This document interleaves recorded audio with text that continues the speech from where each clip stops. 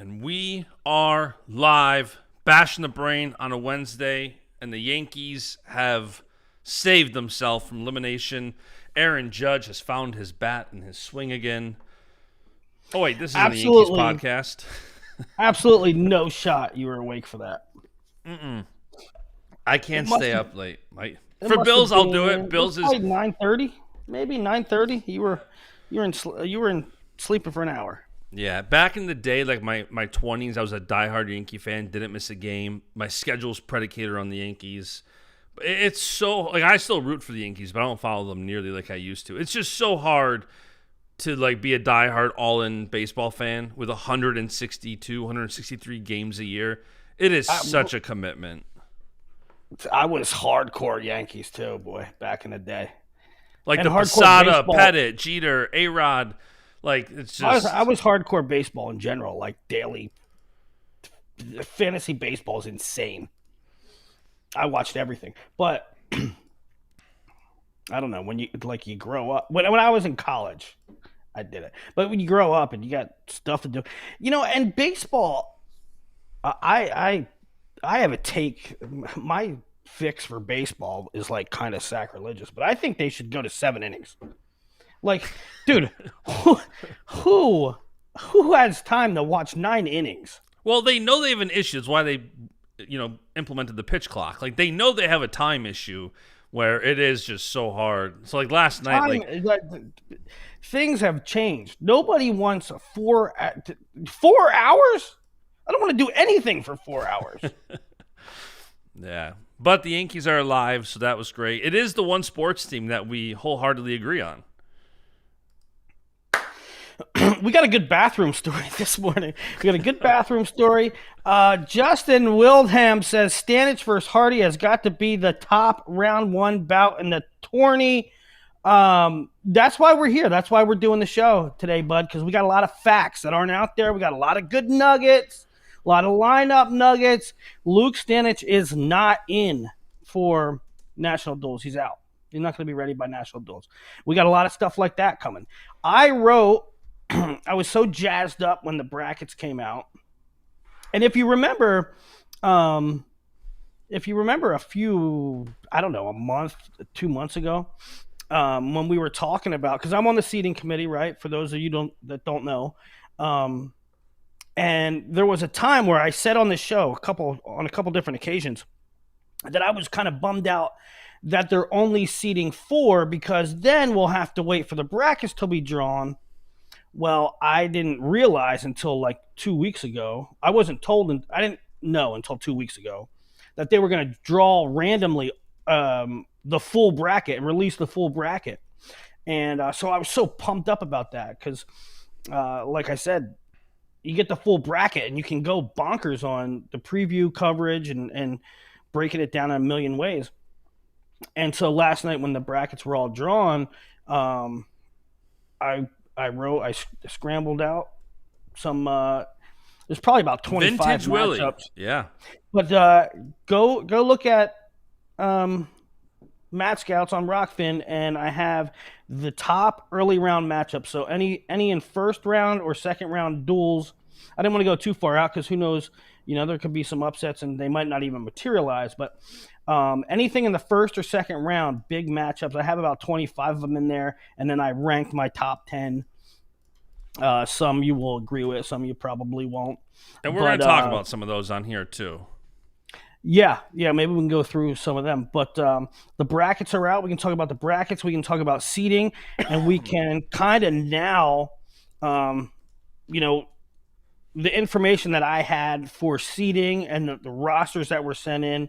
I didn't want to talk about them. I didn't want to reveal what the coaches had sent in because I just wanted to be confidential and professional about it. But I think it's pretty much fair game now in that we can talk about what the projected lineups are. Yeah, when they factor into the seed so strongly. And, one of the big things, I guess we can dive right into it. As soon as the brackets came out or the seeds came out, the very first thing that people were questioning was why Iowa was seeded over Nebraska. Yeah, that's the big one, right? That's the big one. And early in the process, I mean, hell, maybe like May or June. Um, the seating committee was comprised of me, uh, Matt Serber, he's like the director of the national duels. Um, a guy named Jason and Christian Pyle. So us four were on a call, and us four were in communication. And early in the process, they sent around a spreadsheet for like, and I had the lineups drawn out, and I was doing my own thing, and Christian had his own thing going on, but they sent around a thing for us to kind of map out, and they came up with a point system, just not to use for like as the seeds, but to help us give us something to view, some context. And if you would have went with their sketch, which gave 3 points to, and I put a curveball in there and did my own sort of mix, but give a returning All-American 3 points, a former All-American 2 points, a national qualifier 1 point.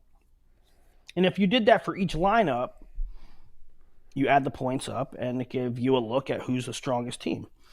I twisted it a little bit and went with a different formula as well.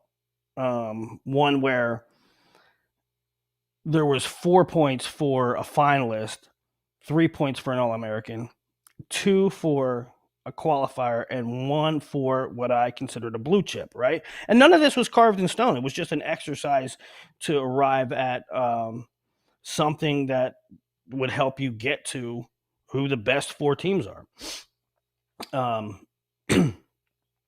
And in that metric, by that metric, Nebraska was clearly number 1. I have it right in front of me, actually.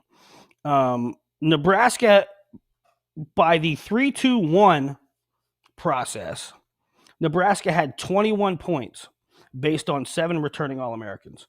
The second highest was Iowa with 15 points. 4 All-Americans, 4 returning All-Americans, 2 previous All-Americans, because Nasir Bailey and Jordan Williams were not returning All-Americans, but they were former All-Americans. So it was a great discrepancy. It was 21 for Nebraska, 15 for Iowa, 14 for Ohio State, NC State, 13 for Minnesota, 12 for Tech. If you would have went... and 11 for Oklahoma State. How do you know that? Oh, I shared it with you? Yeah. The one that I did where it was 4-3-2-1 and a point for blue chippers. Actually, here's what I did. Top 3 got 4. 4-8 got 3. A former AA like Nasir Bailey would get 2. A national qualifier 1, and a blue chip freshman 1. Nebraska led in that too as well, 23-18 over Iowa. Ohio State was third with 17, and then NC State, Minnesota. Now, so I went into the seeding meeting thinking that Nebraska was probably going to be the one, right? And then what we started doing was going through and head-to-head duels, putting Nebraska versus this team, Iowa versus this team. And it was clear, very clear, that Nebraska and Iowa were the 1-2 in some order. And if you compare Nebraska and Iowa, and you take their rankings, now this becomes objective at this point, because you're taking the 2 most viewed rankings. and you go Dean Peterson versus Cale Lauritsen, 1 for Iowa. And you go Vandy versus Drake Iowa, 2-0 Iowa. And you go that way, all the way down. What you end up with is 5 matchups where Iowa's ranked higher, 4 matchups where Nebraska is ranked higher, and 1 matchup, which is 149, in which neither guy's ranked because Chance Lamer is not available. So it's 5-4 and a push. And, you know, Ryder Block didn't have a great year last year, but he's a really good prospect. And he was struggling with weight, and he was struggling coming off of an injury. And so it's 5-4 and a push. And frankly, if I had to pick, I would say Ryder Block wins that match. So I did come in with the idea that Nebraska was going to be 1, but by all objective measures, both Flo and Intermat have Iowa with the edge in a duel. And that, to me, is justifiable. It is. And listen, it makes me happy we're doing this because this is what we need more of. Who seeded it and why did you seed it that way? Great. If you disagree, it is what it is. But you can't ask for anything more than having the people that are seeding literally give you their rationale. That's what we need more of.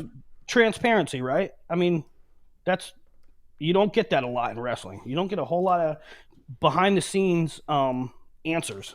And here's the answer, and I'm sure Christian will give his rationale if he didn't already. It was a good, productive, constructive meeting, and ultimately we wanted to be nonpartisan and have a defensible position and a rationale that was that you can stand behind. And you know, I think you could have went with another metric, but this one's pretty clear. Iowa versus Nebraska is favored in 5 of the 10 bouts, and one of them's a toss-up. And yeah, and one of the reactions too was like, you know, because and then again, to drive this point home, that's not my opinion. That's not Christian's opinion. It's not Jason's opinion. It's not Matt Serber's opinion. It is the rankings. They are the rankings that everybody, both services, has it 5-4. Okay, so you're asking me right now, do I think it's a slam dunk that say Patrick Kennedy beats Christian Minto? No way. I might pick Minto right now. So that could be changed. But that's an opinion, and you don't seed on opinion. Yeah, there were people too that were saying like Iowa only got the 1 so that Flo could have, because it was announced that, we said this months ago, you did, I think out of turn, but ESPN's going to have the finals on ESPNU, and Flo's going to have all the other duels. So every duel will be on Flo up to the finals, which will then be on ESPNU. And so right away, the Flo haters came out and said, well, they only put Iowa the 1, so Iowa-Oklahoma State is on Flo. And it's like, no, that's legitimately the way the seed shaked out. Wasn't just, you know, well, how can we get this as a semi? You know, when it was announced, I don't think I said it out of turn. I don't think I said it until... Well, they just announced it, but we talked about it months ago, so I don't know if it was out of turn, but we said on the show that it was going to be on ESPN. Yeah, I don't know, but when I found out Flo had the semis, I was like, they're going to do everything they can to... They're going to do everything they can, or they're going to really hope that they get Iowa, Oklahoma State, because that's the ratings. That's the ratings king. You know, without Penn State. That being said, there was no funny business involved. Give me a better rationale. because it's straight up black and white. Yeah. I don't know. We got- I get called an Iowa hater, and I get called Nebraska lover, homer. Well, yeah. No, these And- things and- aren't. And I'm which is both untrue. No, I mean, Husker Willie. Yeah. There's some I like truth. to see Nebraska have success. I'm not Yeah, there's gonna. nothing wrong with that. I mean, frankly, I mean, you had the straw hat on in NCAA's. that was my worst nightmare came true because I love Lehigh and they have to hit first round in Nebraska. Love Lehigh.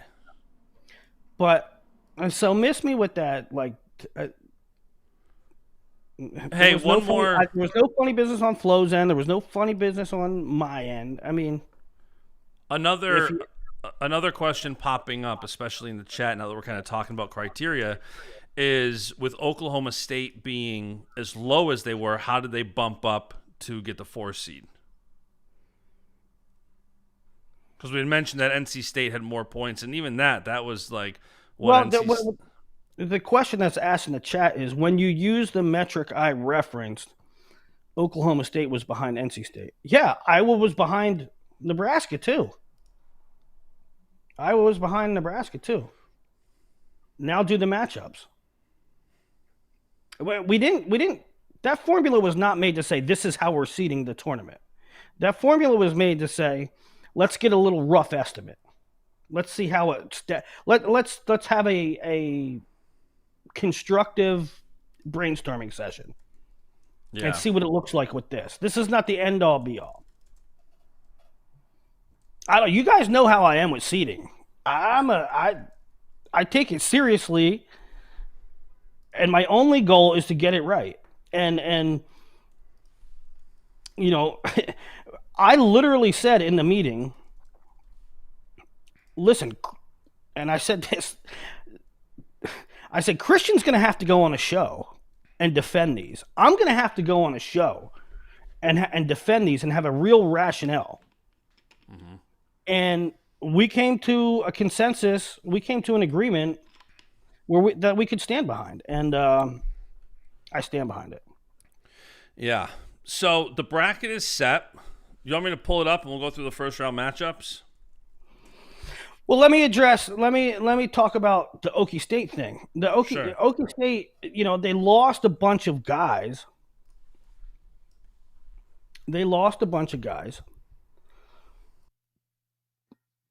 So they didn't, by that metric, they didn't have a whole heck of a lot of points because they have a whole lot of new starters, right? I mean, by that metric, you have Facundo getting a 0. You have Zach Ryder getting a 0. You have Kobe Merrill getting a 0. Maybe Robideau getting a 0. So that metric wasn't very favorable to them. But now go through and do the rankings, head-to-heads. And Oklahoma State's right there. Who would you put ahead of Oklahoma State? I mean, NC State, and I'll be frank, I said this in the meeting, the NC State has a couple massive holes. Like,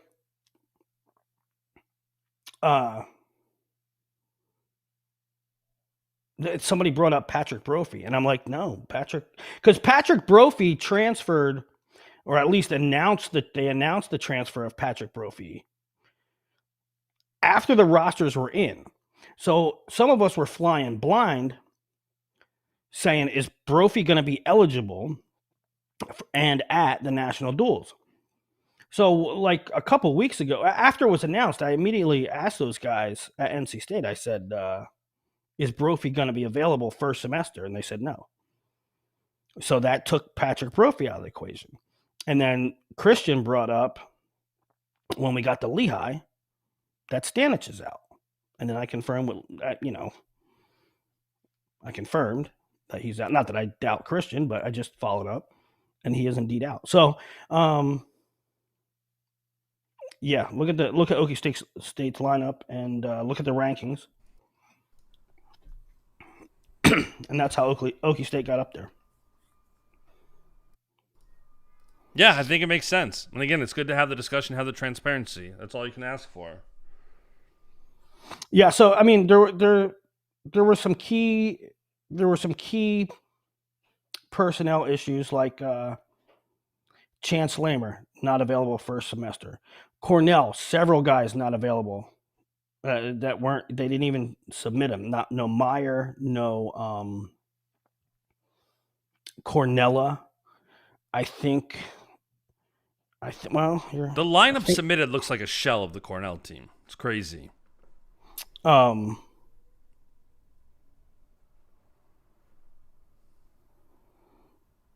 yeah, no. Well, they got Milani in there. No Diakomo Hollis. But yeah, it's Cornell's without a bunch of guys. Yeah. All right. Any final C notes before we move on to the bracket? I don't think so. I mean, now what they did, we actually seeded 6 in case something happens, a team has to pull out or something. Somebody has their flights are missed or something.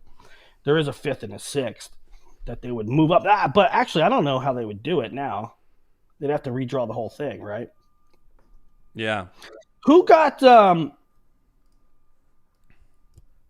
anybody get the I don't think so, but did anybody feel, and this goes for the guys in the chat too, did anybody feel like anybody got a bad draw? Because I didn't think it was particularly bad for anybody. Let's pull it up on the screen. All right. We've got the bracket on the screen. These are the first round matchups. You got Iowa, the 1 seed, has Missouri. Illinois has Little Rock. Northern Iowa has NC State. Oklahoma State, the 4 seed, has Cornell. Ohio State, the 3 seed, has Wyoming. Virginia Tech has Minnesota. Arizona State has Michigan. And Lehigh and Nebraska. Yeah, I guess Tech and Minnesota have a tough road. They have to hit each other and then Ohio State to get to the semis. Or the semis of that bracket. But otherwise, I guess typically Cornell, Oklahoma State would be a tough draw. But Cornell's not at full strength anyway, so right. I don't think it's that big of a deal. It is fun getting these, and as soon as you look at it, like I went immediately to WrestleStat just to kind of see where the general predictions are. And again, it's tough because WrestleStat has their indication of who might be in a lineup, but then there's the actual lineups, and you don't know. But it's crazy how close some of these are, where you have like Illinois Little Rock, a 1918 duel, and you start looking at like because did those? You did it that way already? So I went to WrestleStat and just did the dual comparisons and just had, hey, what does Iowa versus Missouri look like? 31-3 Iowa. Illinois Little Rock, 1918 Illinois. Northern Iowa, NC State, 20-13 NC State. Cornell, Oklahoma State, 23-12 Oklahoma State. But again, that is just that's not like national duels lineups. That's just based on their season what the score could be. If Cornell doesn't have all their guys, it's obviously going to be more lopsided Oklahoma State. Ohio State, Wyoming, 34-3. That one is seems like a. Another thing to go back on that's interesting is, the way we ended up doing it was by rankings, and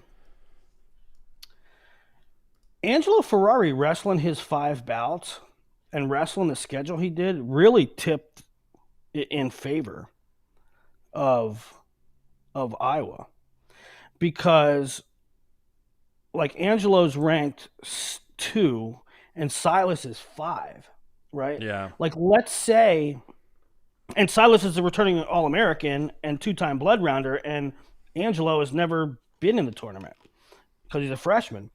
Let's say like Angelo didn't wrestle much last year or didn't wrestle the hard matches, maybe just wrestled, I don't know, Grandview Open and Michigan State Open, and he didn't hit a whole lot of top matchups.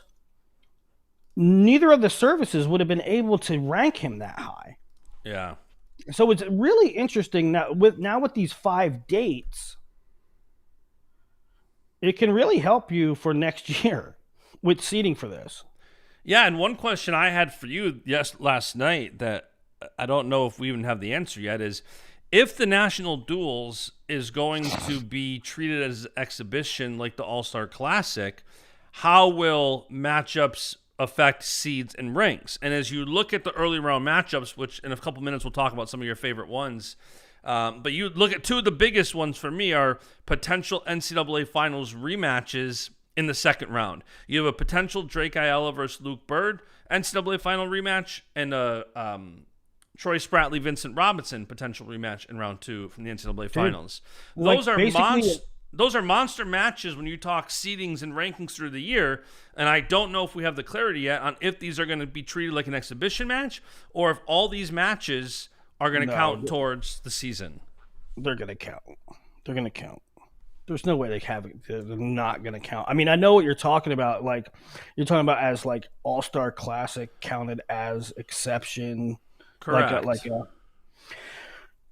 Now, I don't have total clarity on that, but what I think they got an exemption for was a competition date, not a results. Like, technically, the results of the All-Star Classic does not count on record or seed, which is totally stupid. Yep. Totally stupid.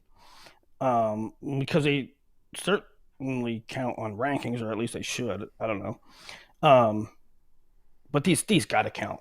I mean, if the coaches said we're going to do national duels, but we don't want the results to count, I mean, get out of here. That's a pussy shit. And you're not just talking like one match like the All-Star Classic. You're talking 4 matchups. Yeah. Well, here's assuming someone wrestles all 4, but yeah, I mean, you have your finals, your semis, your quarters, and maybe was it 3 duels? Wrestle stat says they will count, so okay, that's good. The end of it. They know. But yeah, 2 returning NCAA finals, which is on basically opening weekend. You can't ask for much more than that. Just awesome stuff. Especially I love that happening directly after people pouting about the All-Star Classic and not having enough 1s versus 2s. And then 3 days later, we get the news that and those matchups all seem favored. Like Illinois Little Rock on paper is a close duel, but Iowa should mollywop Missouri, and if Illinois beats Little Rock, it's going to be Drake and Bird. And again, so here's another question, kind of piggyback off of that is because I love it gives me encouragement when I put out a graphic, and like I did a graphic last night, Drake and Lucas and Troy and Robinson. And I like when the guys reshare that because it shows to me that, like, if Drake's resharing that graphic, shows to me he intends to compete in that. When guys sometimes commonly reshare graphics and then they don't, leads me to believe, he might not be wanting that out there because he might not be intending to compete. I don't really know. Like I said on the show, the last show we did, you know, I think they justifiably argued that national duels towards the end of the year was nonsensical. It's too close to big events. And so what happened was you got dwindling participation. I think that now it's the beginning of the season. I think there's so much support for it. I think everybody's jazzed up for it. I would be very surprised if a lot of the top guys sit. Tony Rotundo this morning tweeted something to the effect of, like, I know everybody's jazzed up for the individual matchups, but I'm sure we'll be disappointed in a lot of guys sitting and them not materializing. And I think that's wrong. Yeah, I agree. There's not to mention how much money is on the line. Teams want to win the money. This isn't just like you mentioned beginning of the season, end of the season. Let's not forget how much money. There's $1 million prize pool. Like, people want to win. Yeah, I think that's wrong. I think we're going to get the big matchups. Now, don't get me wrong. I get that we've sort of been conditioned to be disappointed, but there'll probably be a couple matchups that don't happen that we think could or should. but I don't think it's going to be wholesale sitting like we've seen in other events. Let's go through the article I put together just to rattle off some of the first round matchups. Nasir Bailey against Seth Mendoza. Nasir's at a new weight. Seth Mendoza is a blue chip freshman. Patrick Kennedy versus Sam Steed.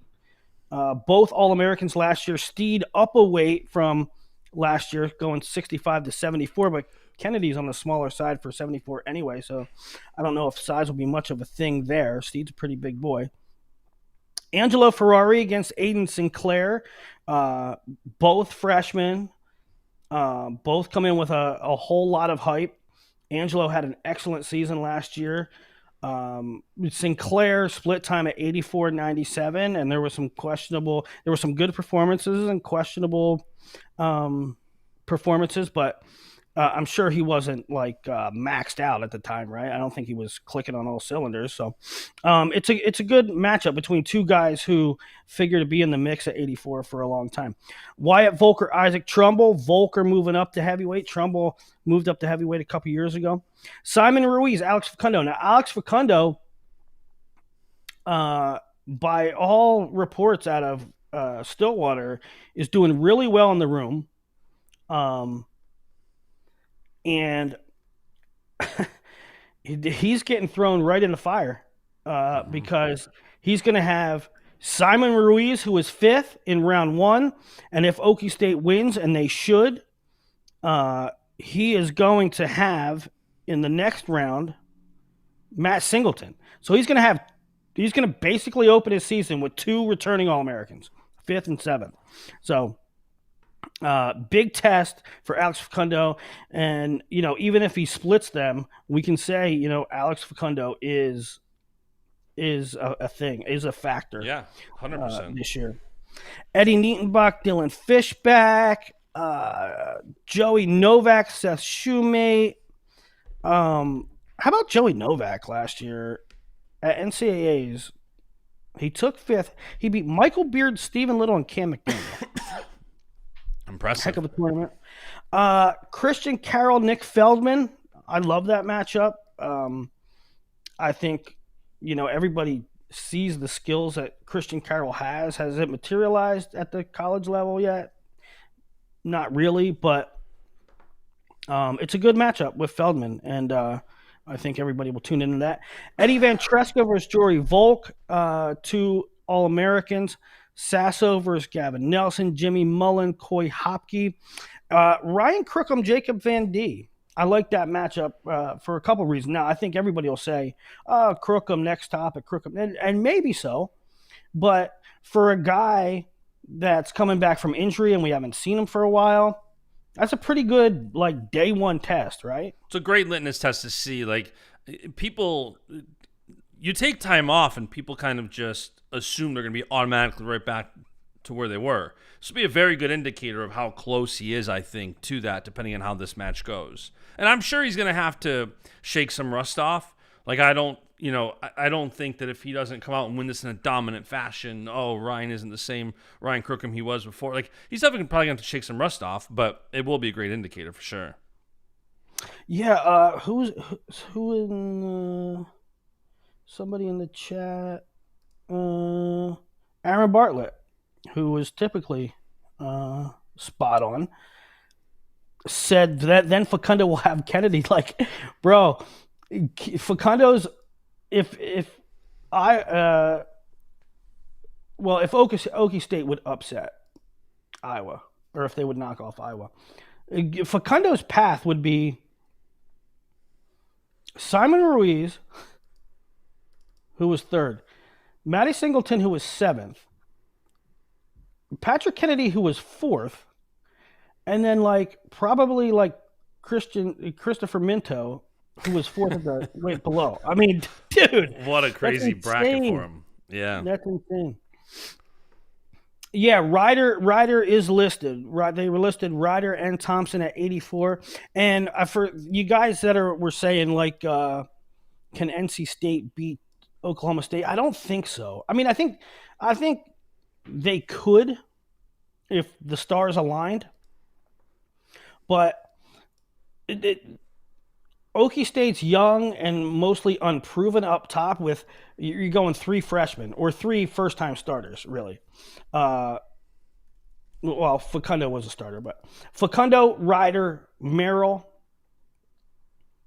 and they're unproven, but NC State's going to have Donald Cates, who he disappeared for like 4 years, and then all of a sudden is back on the roster. And then I don't even know at 97. And so even though Okie State's young, they're going to be favored in those bouts. And I think NC State could. I don't know if they will. Yeah, like you said, I think they would need the stars aligned. I would pick Okie State. Same. So some more matchups. So that Crookham Vandy was the last of round one. Round two, of course, if they happen, if each team wins, Lucas Bird, Drake Ayala, and Vince Robinson, Troy Spratley, 2 NCAA finals to start round two. Another one I love was Cannon Webster, Jordan Williams, both guys up from 49 last year, ranked 10th and 12th in the country. Facundo Singleton, Hardy Ragusin. That could be Scramble Fest. Ragusin, and that's another nugget we give you right here on Bashing the Brain early on a Wednesday morning. Dylan Ragusin listed at 41. Sergio Lemley to redshirt.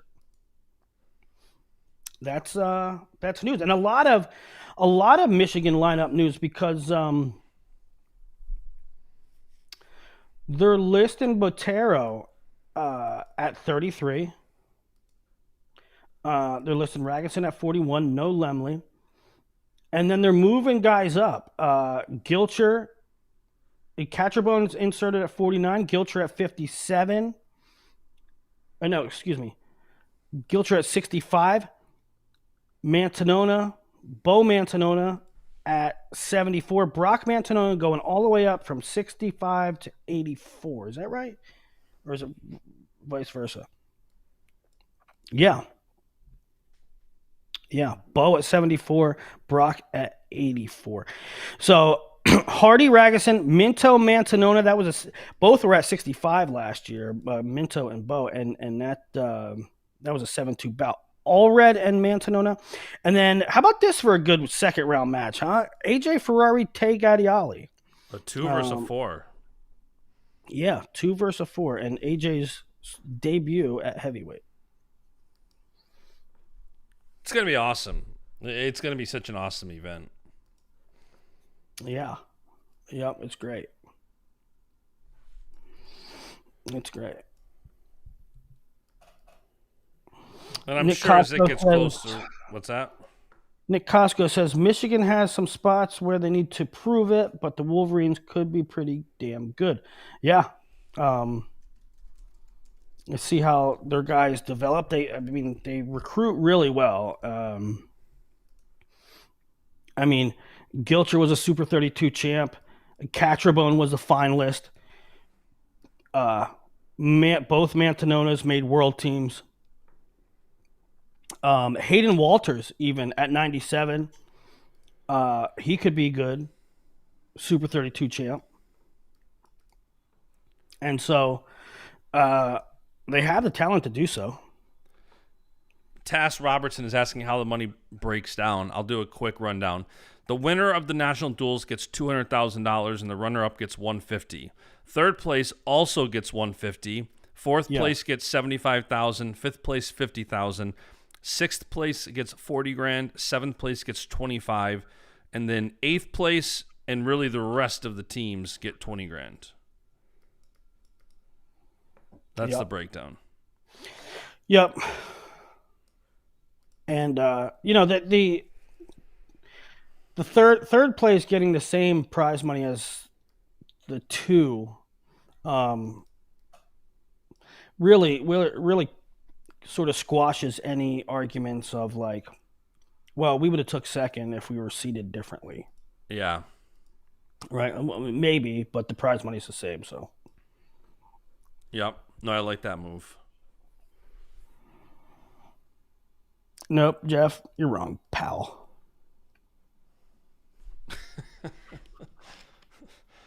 For those listening, Jeff in the chat said first place should get $250,000 and third gets less than second.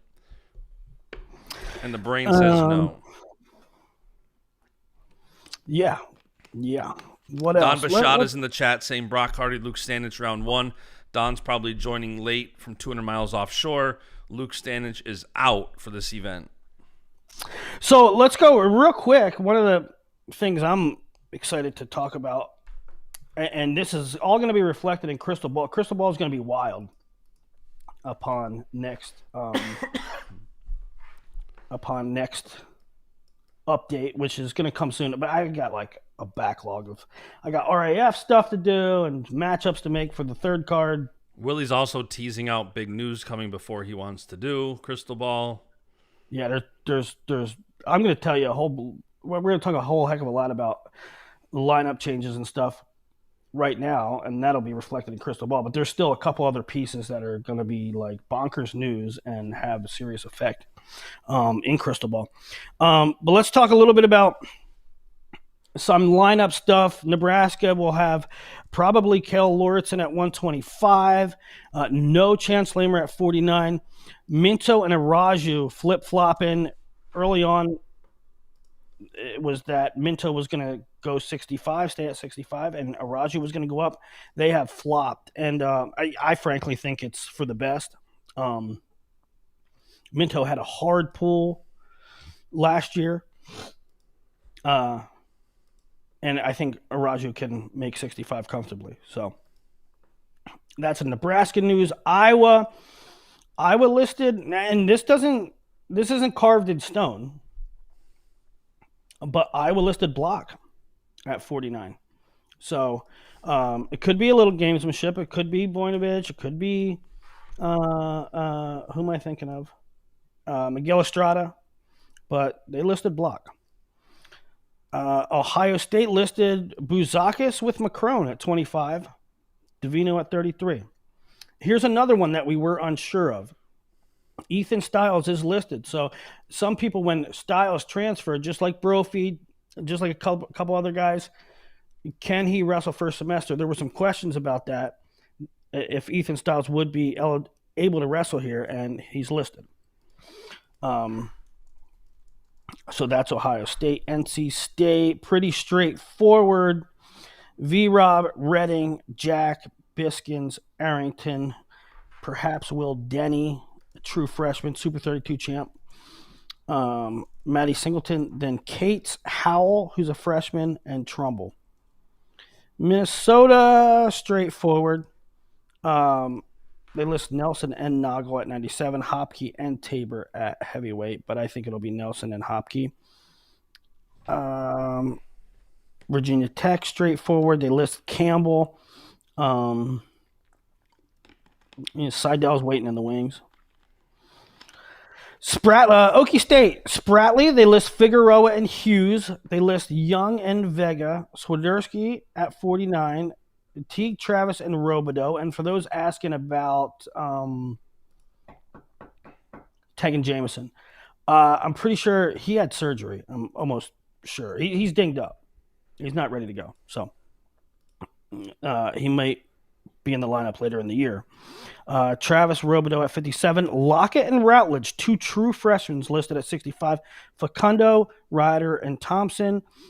Cody Merrill and Jersey Robb. And then Connor Doucette. Lehigh, straightforward with the exception of Luke Stanich. That will be Carter Bailey in there at 49 for them. Michigan, Sotelo, Botero and Tanafu, Ragusan at 41, Lackland at 49, Catrabone, Gilcher, Mantonona, Walters, and Tay. Cornell, Milani, Unger, Saunders, Jackson Joy, and I think I forgot to say that one on the best matchups. Jackson Joy has somebody good. It's a pretty good Jackson Joy match. I'm high on Jackson Joy. Oh, Joy Swiderski, round 2. But Jackson, Jackson Joy. Then there's a bunch of backups in there. No Meyer. Lucercio at 65, Ruiz 74, Hansen and Crace at 84, Aiden Henning 97. There's no Mikey Delegata, Ashton Davis at heavyweight. Downey was listed at both 57 and 65. Downey and Thompson. So one's going to be 57. It sounded earlier in the summer like Downey was 100% moving up. Of course, by now Volker is moving up. Gunderson and Runyon at 97. Illinois, Spencer Moore transferred in. Lucas Bird, Danny Pacino, Al's kid. Michael Joffrey, Cannon Webster, Braden Scholes, Colin Kelly, Chris Moore, Connell, Luffman. Missouri in a little bit of a rebuilding mode. They got a bunch of transfers in too. Mac Malger, Cade Moore, Seth Mendoza, Josh Edmond, and there's a good Edmond match too early. Conway, Max Mayfield transfer, Cam Steed, Aiden Sinclair, Evan Bates transfer, and Jarrett Stoner at heavyweight. Little Rock, pretty much straightforward. Wyoming, about what you expect. Now, Arizona State sent Manville at 49 and Larkin at 57. And I don't know if that's going to be the case. I'm pretty sure they're going to move them down. I'm pretty sure Manville and Larkin are going to try to move down. I believe. So, they sent 49-57, but don't be surprised if that changes. You heard it here first. Heard it here first. All right, does that wrap up National Duels talk? I think so. I'm pumped about it. That's a good 47 minutes of National Duels. We'll probably talk more of... I'm sure we'll preview a little bit more as it gets closer. I mean, we're about a month out. It's November 15th and 16th. Again, all the duels will be on Flow until the finals, which will be on ESPNU. Do you want to talk a non-national duels piece of news? I do, but before we do, on Wednesday, October 8th, in the year of our Lord 2025, I want you and everybody in the chat to tell me who's in the finals. Of this tournament? Yep. Who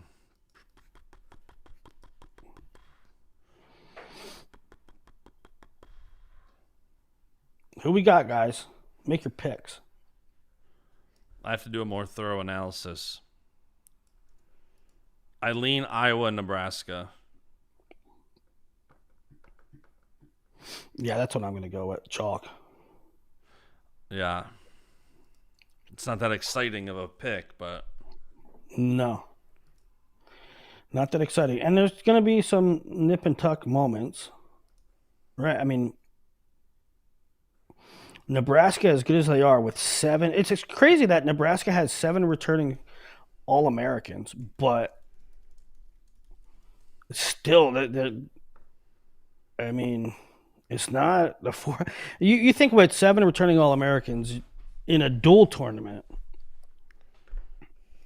it should be smooth sailing to the finals, but it's not. Oklahoma State has a really young lineup, and they do not match up well with Iowa. Like, I really think that's so. I look at that side, and then Nebraska on the other side, like you said, Nebraska does have a lot of returning success. I don't know. I think Iowa, Nebraska. I know it's chalk, but I know. I just don't. Unless there is the thing where, like, I wonder what Wrestle stat Nebraska or Okie State is so young, and it's going to be the debut of so many guys that they just might be really more fired up for it than the veterans, right? Yeah. The newer guys might be gung ho, and the veterans, and not just in that matchup, but in a lot of matchups, It's interesting. WrestleStat, you can take WrestleStat for what it's worth. Like when there's a lack of matchups and a lack of data. Like, so WrestleStat has Iowa beating Oklahoma State 24-9, and that's with Ryder beating Angelo Ferrari, which would be a massive win for Ryder. Like, so Iowa having it. I mean, they've got. Who do they got winning for Oklahoma State? They got Spratley beating Peterson. They got Ryder beating Ferrari. And they got Swiderski beating Block. So they got 7 matches Iowa, 3 Oklahoma State. And again, that's with Ryder beating Angelo, which I think Ryder is talented and he can beat Angelo. I think Ryder can beat anybody. They have Dean beating Merrill? Yeah, but that's... I'm assuming that's more lack of data. Yeah. Yeah. But what my point is, let's take their 3 wins and say that Merrill can beat Dean. Now you're at 6-4. You get close real quick. With Ryder beating Ferrari. Yeah. Which, I mean, I don't think that's... No, I think it's very possible. Ryder's a dog. Out of the question. Ryder is a dog. Spoiler, Ryder's my favorite Oklahoma State wrestler. Ohio State, Nebraska will be good too. Let's see. WrestleStat has that one 18-12 Nebraska. Right. That's one match. Yep. That's one match. And I would look at some matches like they got Davina over Van D 7-4. I think that could go either way. Yeah, I think like down low, Ohio State's probably favored through the first half. The second half could be all Nebraska. Mendez, Brock Hardy, a potential 1 versus 2 right there in the semis. Yeah, we talked about the other. We talked about 2 national final rematch. That could be a third to start day 2. But you know, Ohio State probably favored down low. Nebraska, I mean, I would take... Nebraska's favored from 57 up. Right? That's 5. On WrestleStat, yeah. That's 5. So if Nebraska gets 1 in the first half, they should be okay. That being said, 1 upset, and we're at a 5-5 split. Could be a very good duel very quick. Yeah. It's going to be an awesome duel no matter what, but I meant like competitive-wise is to can Ohio State pull off the upset.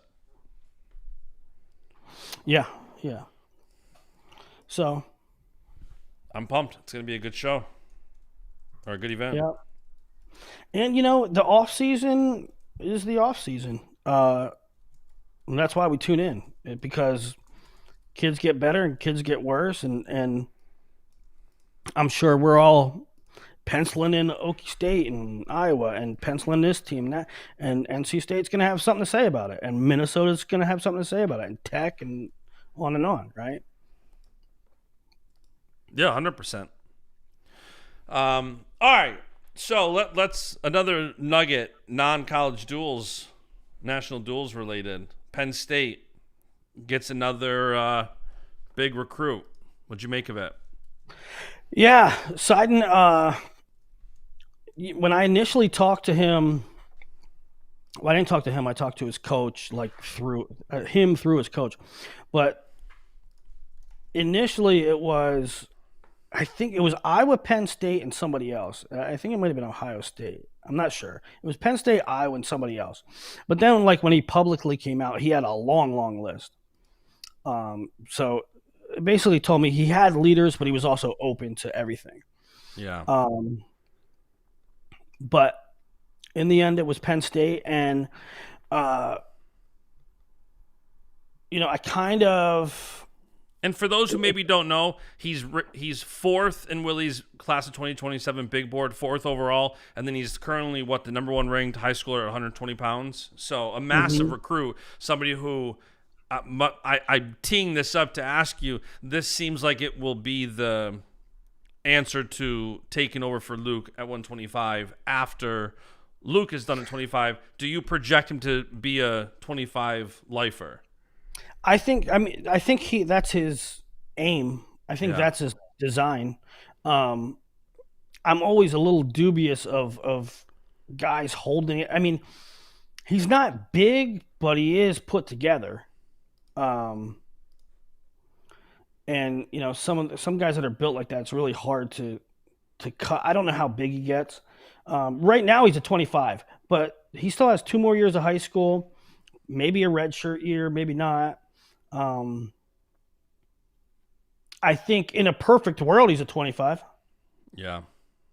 I kind of think he's going to be a 33. But not ruling out 25 for a year or two. Yeah. And another recruiting nugget, Sonny Amato, your current number 3 overall in the class of 2027, told me he is likely committing end of this week, early next week.